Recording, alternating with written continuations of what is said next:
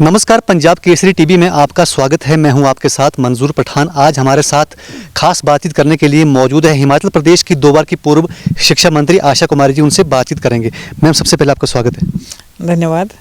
हिमाचल प्रदेश सरकार ने एक बड़ा बयान दिया है कि हिमाचल प्रदेश में 100 करोड़ के आसपास माइनिंग घोटाला हुआ है। उसके पीछे की वजह क्या है, ये घोटाला कैसे हुआ, इसके बारे में विस्तार से बताएंगे। देखिए, मैं माननीय मुख्यमंत्री सुखविंदर सिंह सुक्खू जी को बधाई देना चाहूँगी कि उन्होंने ये फैसला लिया है कि माइनिंग के क्षेत्र में जो सरकार को घाटा पहुंचा करके, नुकसान पहुंचा करके अवैध खनन हो रहा है, उसके ऊपर सख्ती से पेश आने का उन्होंने जो फैसला लिया है, उसके लिए वो बधाई के पात्र है। ये ठीक है कि देर आए दुरुस्त आए। ये कोई नहीं कहता कि ये खनन का काम जो है ये 2 साल पहले, 4 साल पहले ये चला आ रहा था, मगर इतना ज़्यादा बढ़ गया कि आपने देखा कि किस तरह का नुकसान हिमाचल प्रदेश में हुआ। विशेष करके कुल्लू वैली में, नीचे मनाली, कुल्लू, मंडी, सब जगहों पे, शिमला, इवन सोलन, सिरमौर, हमारे चंबा, तो ये नुकसान इतना ज़्यादा हो गया कि सबको इसके ऊपर कार्रवाई करने के बारे में जागरूक होना पड़ा। और सुक्खू जी ने जब इसके बारे में थोड़ी बहुत जांच कराई, उन्होंने क्रशर्स बंद करवाए और थोड़ी बहुत जांच कराई, तो ये बातें सामने आई कि बहुत सारे क्रशर जो हैं वो अवैध चल रहे हैं। अवैध का मतलब क्या होता है? अवैध का मतलब होता है कि जिनकी क्लियरेंसेस नहीं है। क्लियरेंसेस में मतलब होता है कि माइनिंग प्लान नहीं है। क्लियरेंसेस का मतलब होता है किसी की पोल्यूशन का सर्टिफिकेट नहीं है। कहीं कहीं तो जैसा कि सुक्खू जी ने अपने बयान में कहा कि जनरेटर के ऊपर जो है वो क्रशर चल रहा है। जब जनरेटर के ऊपर क्रशर चलेगा तो उसकी रॉयल्टी जो है किस बात पे कैलकुलेट होगी, क्योंकि वो उसके लोड में आएगा ही नहीं। तो ये तरह तरह के अवैध तरीक़ों से ये क्रशर चल रहे थे। एक और है जो कि मैं समझती हूँ कि सुक्खू जी इस बात पे भी निश्चित तौर पे गौर फरमाएंगे कि माइनिंग के लिए जो इलाका किसी को दिया गया है माइनिंग प्लान के हिसाब से, हो सकता है कि उसको 10 बीघे की परमिशन है, मगर वो जो एक्चुअल माइनिंग है वो 2-2, 3-3 किलोमीटर में कर रहे हैं।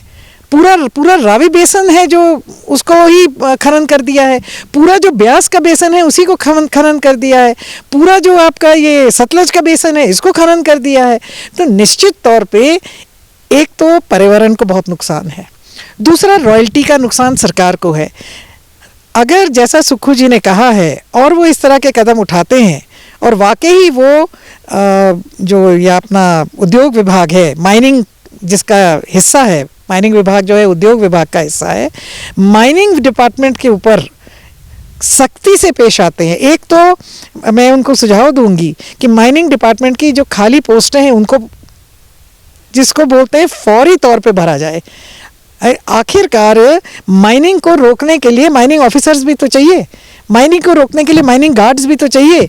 तो बजाय इसके कि हम किसी और चीज़ पे, भर्ती पे पहले जोर दें, सबसे पहले हमें भर्ती पे जो है वो माइनिंग पे देना चाहिए। दूसरा, जितनी ये बातें हैं पोल्यूशन को लेकर के, माइनिंग प्लान को लेकर के, और जहाँ जहाँ आपने माइनिंग का प्लान अप्रूव भी किया है, भुर्जियाँ लगाना जो है वो कंपलसरी है।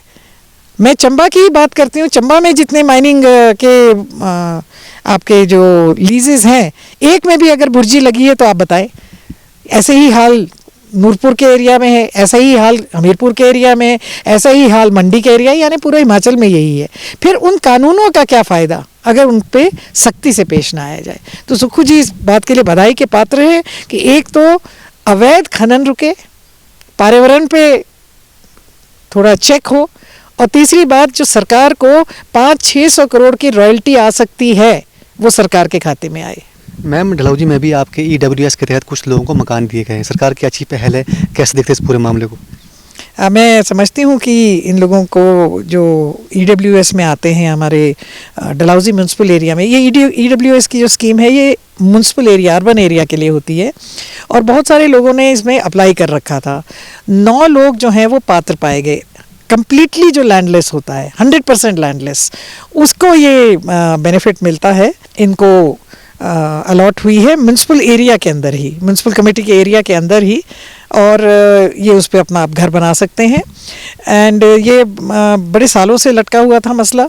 हमने सुक्खू जी की सरकार बनने के बाद, सुक्खू जी का भी धन्यवाद है कि उन्होंने भी इसमें अपना पूरे जो है दिलचस्पी दिखाई, और जो एसडीएम डलहौजी अभी जो हैं और डीसी चंबा, इन्होंने भी बड़ी इसमें मैं कहूँगी कि फुर्ती दिखाई, और जो पात्र लोग थे उनके केसेस विद इमीडिएट इफ़ेक्ट उनको सैंक्शन किया, और आज वो 9 लोग जो हैं उनको ये ज़मीन मिल गई है, उनके नाम इंतकाल हो जाएगा और वो अपना घर बना सकते हैं। मैम, हिमाचल प्रदेश में कांग्रेस की सरकार का 1 साल होने को आया है। 1 साल में कितना विकास हिमाचल प्रदेश में हुआ है आपकी नज़र में? देखिए, विकास तो एक देखने का नज़रिया होता है। हिमाचल प्रदेश में इस वर्ष में सबसे बड़ी बात तो ये है कि बहुत बड़ी आपदा आई, और मैं नहीं समझती कि पिछले 100 साल में इस तरह की आपदा हिमाचल प्रदेश में आई होगी। और हिमाचल सरकार ने, सुक्खू जी ने, उनके मंत्रियों ने, मुकेश अग्निहोत्री जी, सब ने मिलकर के ये इस आपदा से बहुत जिसको कहते हैं सटीक तरीके से निपटा है। विकास की गति तो चलती रहती है और चल भी रही है। अभी कंसोलिडेशन का समय था जब ये आपदा आई। हालांकि केंद्र सरकार ने हमारी बिल्कुल मदद नहीं की, तो भी सुक्खू जी ने और उनकी सरकार ने, कांग्रेस की सरकार ने लोगों को राहत पहुंचाई, लोगों को घर देने का प्रावधान किया, सड़कें रिस्टोर की, पानी की स्कीमें रिस्टोर हुई, बिजली की स्कीमें रिस्टोर हुई। और पानी और बिजली की स्कीमें तो आप लोगों ने खुद ही अपने चैनल्स पे चलाया, किस तरह से कर्मचारियों ने अपनी जान पे खेल के ये स्कीमें रिस्टोर की।